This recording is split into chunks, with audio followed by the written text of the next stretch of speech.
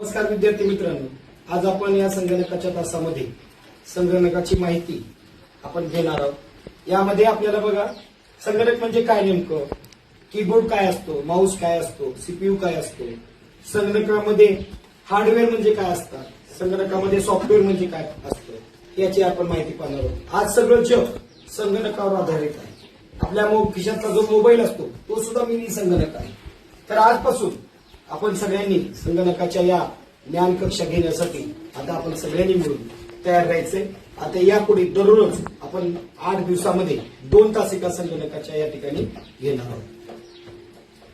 नमस्कार, आजपासून आपल्याला संगणकाचा तास म्हणजे संगणकाचं ज्ञान घ्यायचे। सर्वप्रथम मी संगणकाच्या भागांची नावे सांगतो।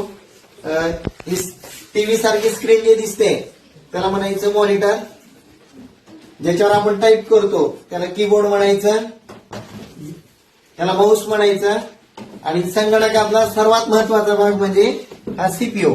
जसं आपल्या मानवी शरीरामध्ये मेंदू असतो तसं संगणकाचं पूर्ण कंट्रोल करायचं काम या सीपीयूचं आहे।